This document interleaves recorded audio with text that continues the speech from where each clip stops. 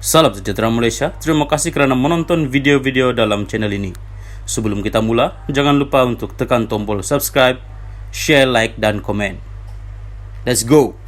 Salam sejahtera dan selamat malam kepada seluruh rakyat Malaysia. Berita panas malam ini dipetik dari syahbudin.com.net bertajuk Ismail Sabri kecam Zahid Hamidi. Berita penuh, Naib Presiden UMNO Ismail Sabri Yaakob melemparkan kritikan pedas terhadap kepimpinan parti berhubung apa yang dikatakannya sebagai pilih kasih dalam cara mereka melayannya ketika dilantik sebagai Perdana Menteri selama 16 bulan sebelum pilihan raya umum ke-15 tahun lepas.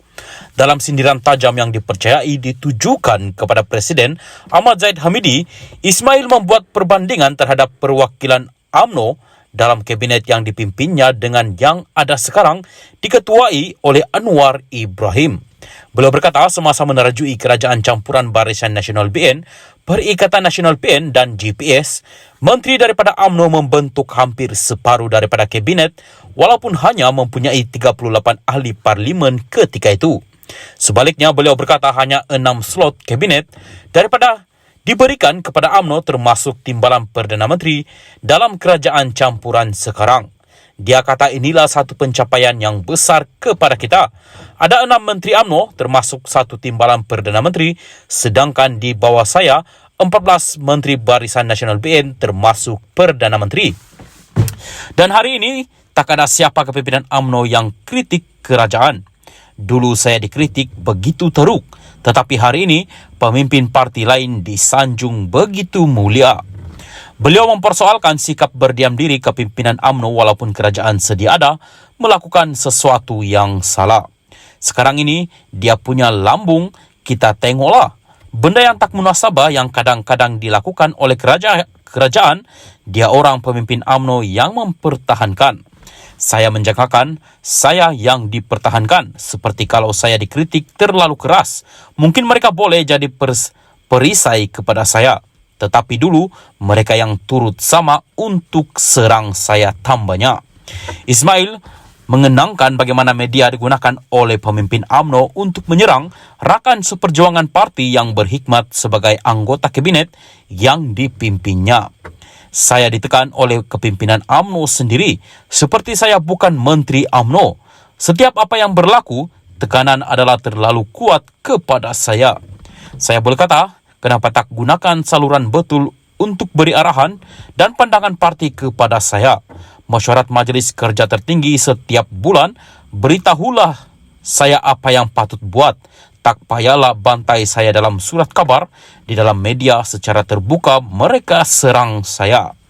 Ismail dilantik sebagai Perdana Menteri pada Ogos 2021, rentetan pembelotan yang dirancang oleh Zahid dan bekas kepimpinan Najib Razak sehingga memaksa Perdana Menteri ketika itu Muhyiddin Yassin berundur.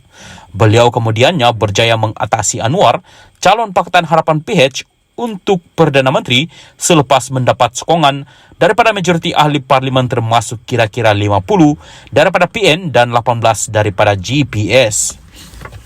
Namun beberapa bulan berikutnya menyaksikan Ismail mendapat tekanan hebat daripada pemimpin UMNO, terutama daripada Presiden Parti Zahid dan timbalannya Muhammad Hassan yang mahu beliau membubarkan parlimen tanpa berlenga-lenga untuk memihak kepada apa yang mereka anggap sebagai kembalinya populariti BN.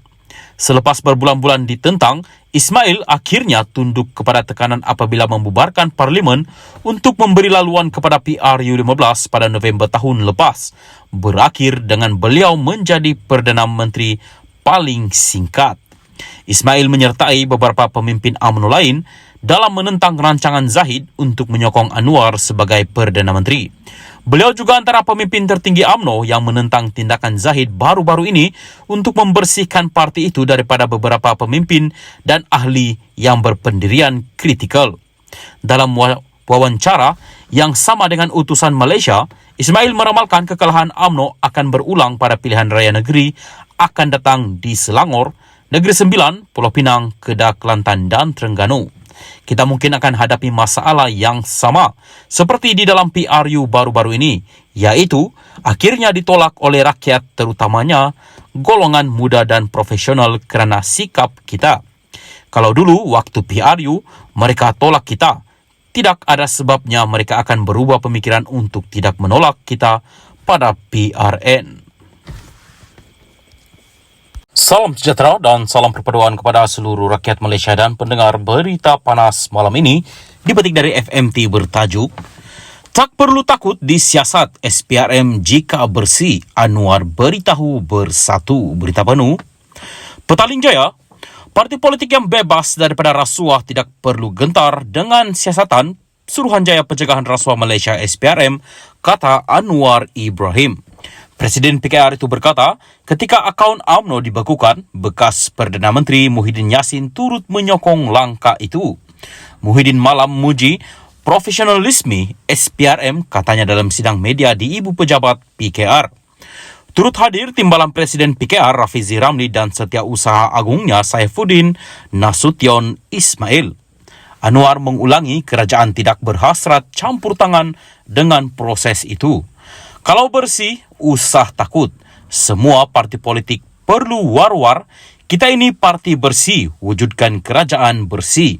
Minggu lalu, Ketua Suruhanjaya SPRM Azam Baki mengesahkan akaun bersatu dibekukan mengikut Akta Pencegahan Pengubahan Wang Haram, Pencegahan Pembiayaan Keganasan dan hasil daripada aktiviti haram.